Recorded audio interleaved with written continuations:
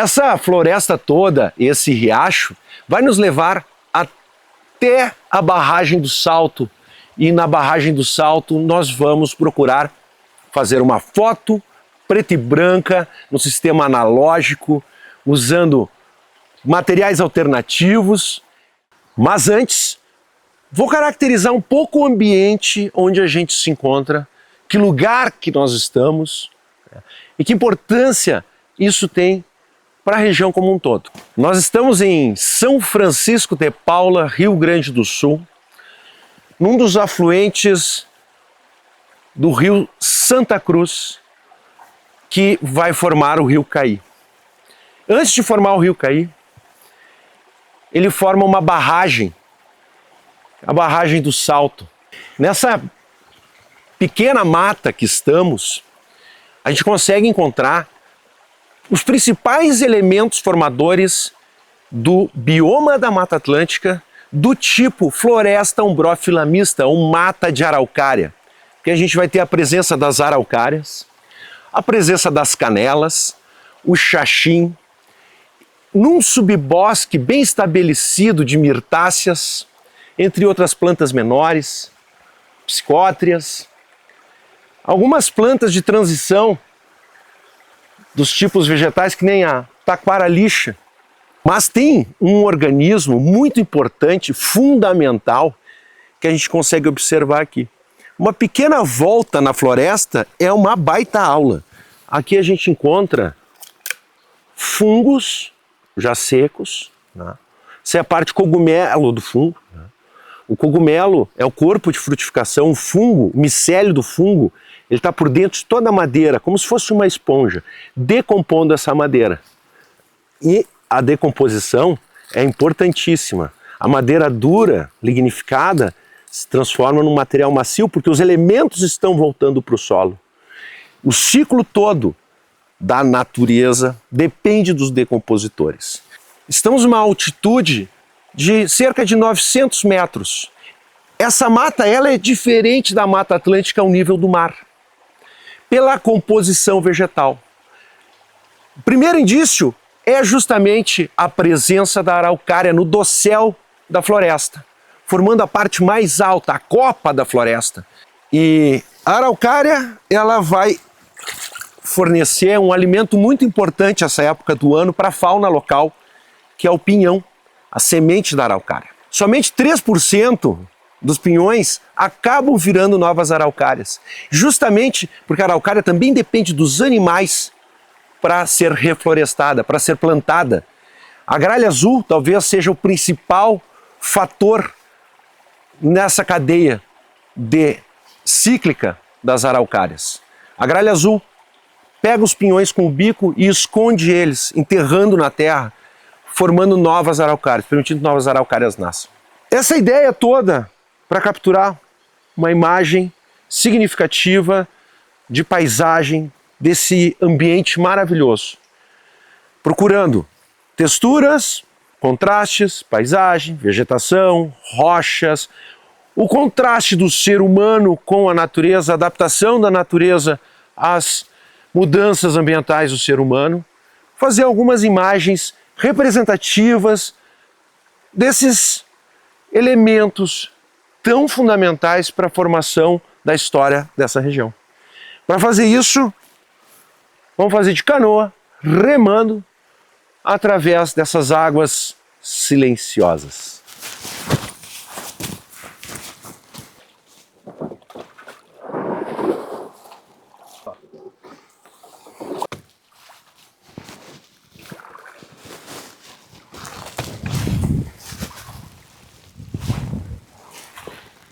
Aqui o exemplo do dossel, as araucárias na parte mais alta da floresta, no topo da floresta, com um subbosque embaixo, composto por uma diversidade bastante grande de plantas. E a cota de inundação aumentada foi alterando o ambiente. O ambiente foi se recriando, se readaptando, as espécies foram mudando. Ó, que legal aqui, ó. Barba de pau. Isso aqui é uma bromélia, Tillandsia usneoides. É uma bromélia linda, e ela tem essas escamas acinzentadas, muito bonita.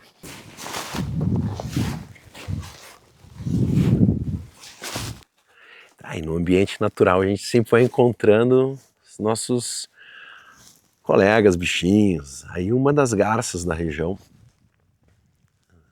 pelo menos 3 espécies de garça que a gente encontra com certa frequência aqui. E ela está justamente nessa região que a gente começa a encontrar uma nova formação vegetal dentro da Mata Atlântica, que são os campos de cima da serra, os campos de altitude. Aqui a gente encontra os 3 ambientes se reunindo. O ambiente aquático, a floresta de araucária e os campos de cima da serra, essa formação do tipo estepe, que faz parte da Mata Atlântica, uma Mata Atlântica pouco conhecida, mas com altíssima biodiversidade. E é um ambiente maravilhoso, o encontro entre eles, o ecótono, a junção entre os 3 ambientes. A gente vai ter convívio de alguns animais que vão trocando de ambientes, que nem a garça.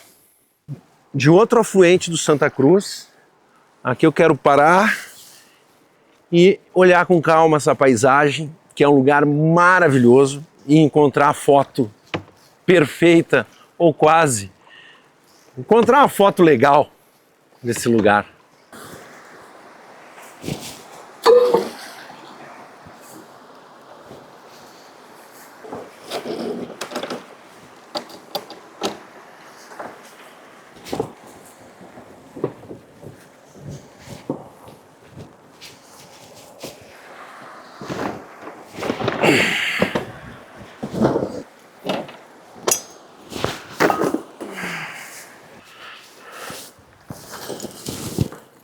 Estou montando nosso acampamento aqui. Antes de fazer a foto, já vi que a gente tem companhia. Fezes de capivara. Quem não gosta de capivara? Que bicho maravilhoso. As crianças adoram capivara hoje em dia. A capivara desses ambientes aquáticos, ela é bem frequente. Provavelmente se afugentou com o nosso barulho. São fezes bem frescas. De hoje mesmo. Tão quentes ainda. Ela estava passando por aqui agora há pouco.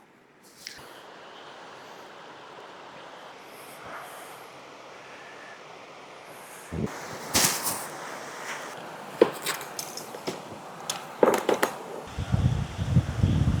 equipamento que eu vou utilizar para fotografia analógica é uma câmera Sinar, uma câmera suíça. Apesar de ser uma câmera gigante, pesada, ela está numa formatação estreita aqui. Essa sanfona aqui, na forma de balão, é justamente para usar grande angular, porque a chapa vai ficar muito próxima da lente. É uma lente de 75 milímetros. Schneider Kreuznach.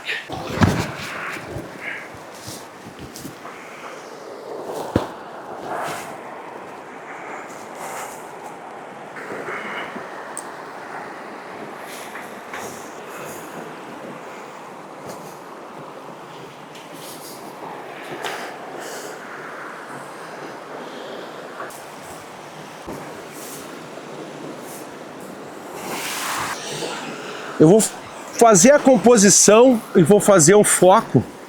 Já deixei a minha lente aberta e o diafragma completamente aberto para que eu enxergue aqui no despolido como vai ficar a imagem. Vou acertar minha luz, medindo os pontos mais escuros da minha cena, daria 30 segundos, e o ponto mais claro, 2 segundos.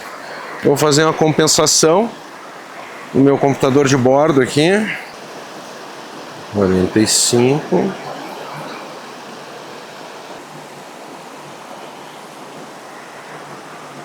Vamos colocar a chapa. Depois abre-se o Dark Slide e a chapa vai ficar exposta. Disparamos e então somente fecha o Dark Slide. Há o protocolo rígido que deve ser seguido, senão eu perco a foto. Desde abrir a lente, fechar o diafragma, até abrir o Dark Slide, fechar o Dark Slide, fazer a exposição, lembrar de todos esses passos, fora a composição, essas coisas que vêm antes e o próprio cálculo da exposição fotográfica para que a gente tenha um resultado. Isso é o legal na fotografia analógica, não é só chegar e clicar. Já faz muito tempo que eu estou me preparando para fazer essa única foto. Depois fazer outra que eu já estou pensando. Então são horas de preparação para fazer um clique. Fantástico isso no universo analógico da fotografia. Isso aqui que eu vou fazer agora é com uma chapa destinada a raio-x. Então é uma fotografia experimental também. Vamos ver se vai dar certo. De repente não dá, mas é legal tentar.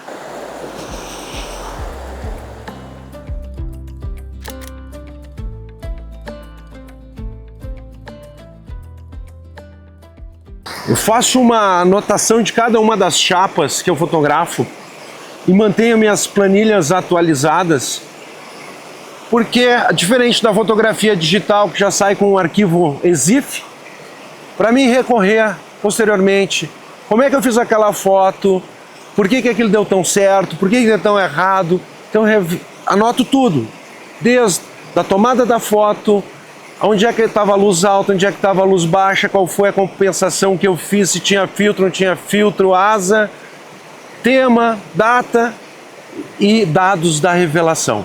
E se eu compensei ou não compensei a revelação.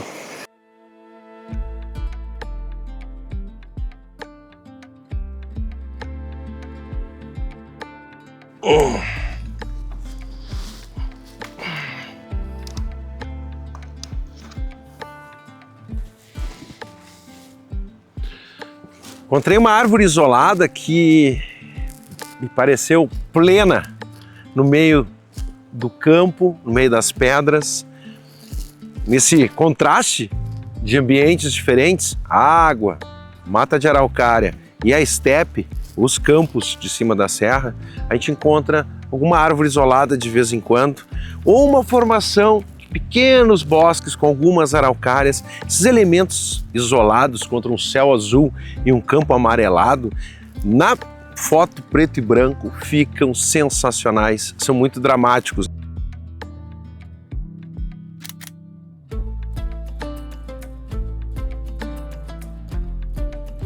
É aqui a foto. Achei o lugar da foto. Vai ficar massa.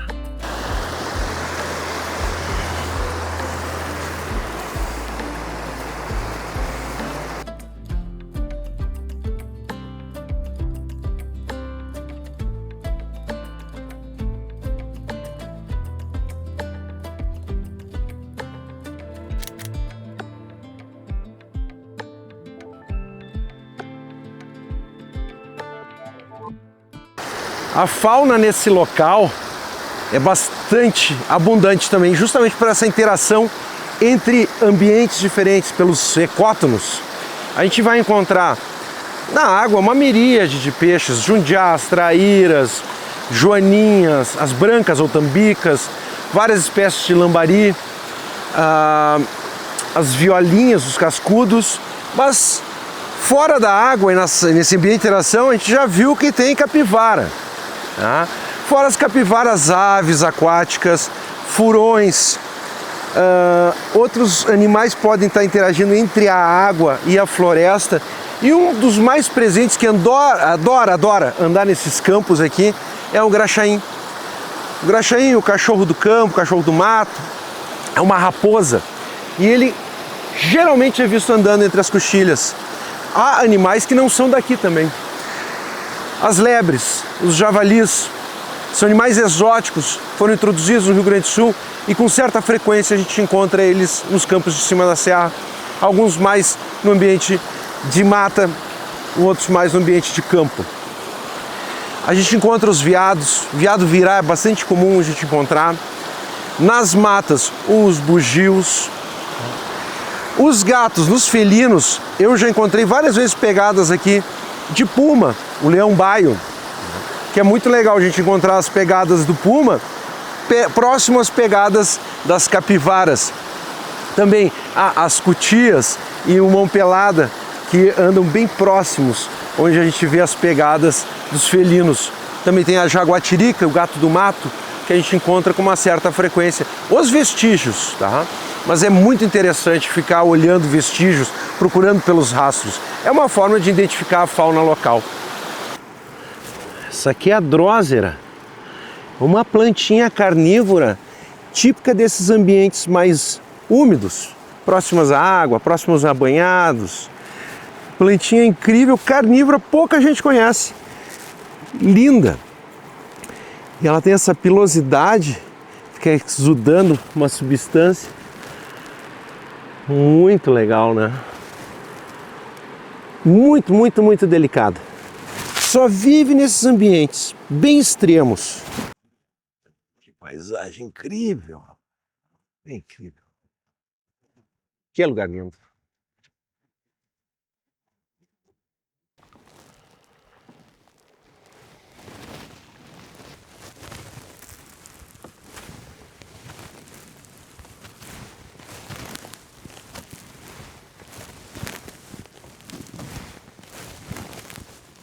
Agora vamos entrar dentro da barragem propriamente dita, barragem do Sal.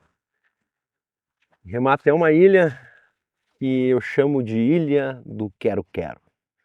Tem uma comunidade de quero-queros vivendo lá. E ela está um pouco abaixo da cota normal de inundação dela, em função das chuvas dos últimos dias. Mas vamos ver, se tiver um pouco de ilha, der para subir em cima, fazer uma foto. Lá tem uma paisagem muito bonita, dá para ver outra ilha um pouco mais adiante. E a própria barragem em si. É um espelho da água impressionante que se formou aqui. A história da barragem ela é muito curiosa. Tem uma pré-barragem dos anos 20, que hoje é a estrada que o pessoal usa para atravessar de um lado ao outro da barragem. E essa obra ela foi concluída no início dos anos 60, essa segunda barragem. E ela joga água do rio Santa Cruz para o rio Paranhana. É a primeira transposição de bacias do Rio Grande do Sul. Nessa passagem tem a usina dos Bugres no meio, onde é gerada a energia hidrelétrica. E o espelho de inundação mudou completamente essa vegetação que existia aqui e fez com que desaparecessem os arroios que formavam o rio Santa Cruz. Sobraram esses mais extensos, como o que acabamos de conhecer. A colonização dessa região é recente. O que é antigo aqui é a formação geológica. 134 milhões de anos atrás, quando se assentou esses derrames de lava que formaram a Serra Geral. E sobre a Serra Geral veio se estabelecendo essa vegetação da Mata Atlântica. Nessa altitude, então, a floresta umbrófila mista. E os campos de cima da serra. Essa vegetação, ela vai mudando paulatinamente conforme vamos diminuindo a altimetria. A araucária vai desaparecer lá pelos 300, 270, 300 metros de altitude. E também o subbosque e as árvores mais proeminentes no dossel da floresta vão sofrer uma completa modificação. Mas estamos falando do mesmo bioma, tão diverso, gigantesco bioma da Mata Atlântica, que atravessa 13 estados brasileiros, vem terminar aqui, no finalzinho da Serra Gaúcha, até um pouquinho mais para dentro do Rio Grande do Sul, onde encontra o bioma Pampa. A gente está bem no finalzinho da Mata Atlântica. A Mata Atlântica aqui já é completamente diferente da Mata Atlântica de alto, de cima da Serra do Paraná. E essas pequenas sutilezas na formação vegetal, na formação da vegetação do campo, são fantásticas a gente estudar, a gente conhecer. Isso traz uma delícia nesse conhecimento, quando a gente encontra uma plantinha pequenininha, que nem aquela plantinha carnívora, por exemplo.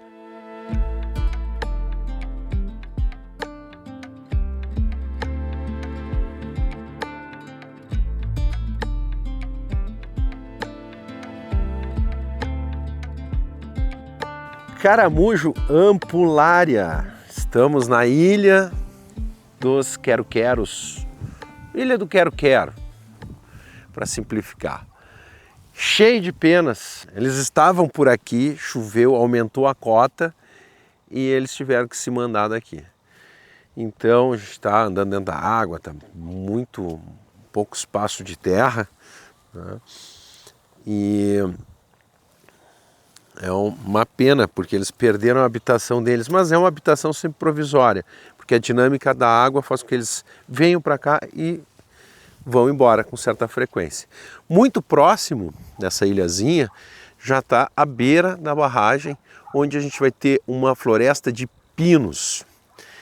Essa árvore, ela não é daqui, ela não é nativa, uma árvore exótica. Esse pinus, ele veio da Califórnia, foi trazido para cá para reflorestamento, para substituir justamente a araucária. Porque houve toda uma colonização em cima da araucária de toda essa região. Então se derrubou as araucárias, como ela demora muito para crescer, tem um metabolismo extremamente lento, é uma árvore muito primitiva. Hoje tem 7 espécies de araucárias pelo mundo. Aqui, próximo a nós, na América do Sul, a gente tem a araucária angustifolia nossa e a araucária araucana no Chile, na Argentina, em cima dos Andes. O interessante é que a araucária leva 15 a 20 anos para começar a dar sementes, né? Somente a araucária fêmea dá sementes.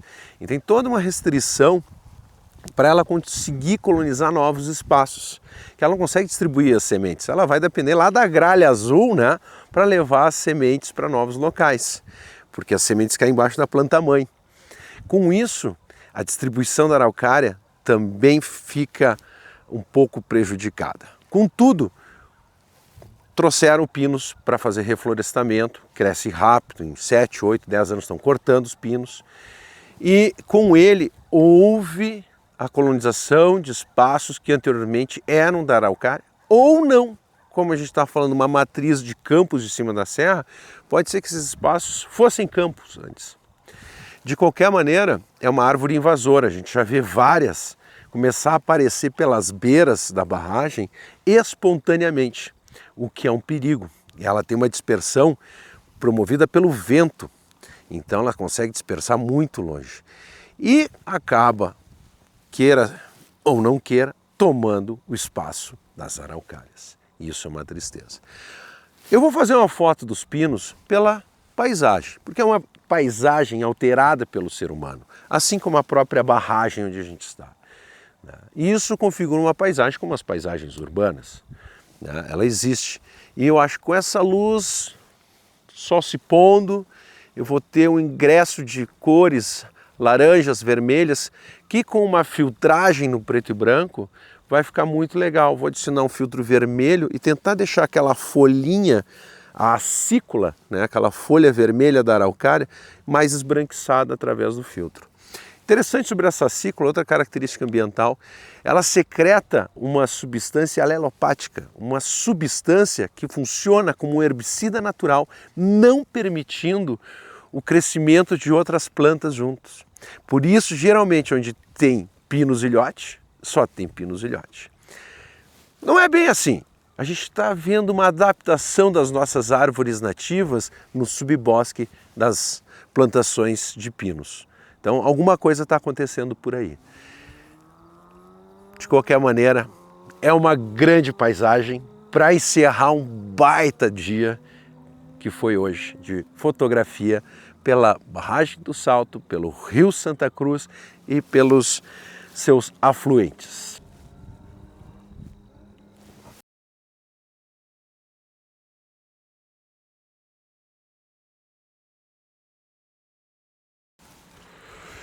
Um jacaré, 2 jacarés.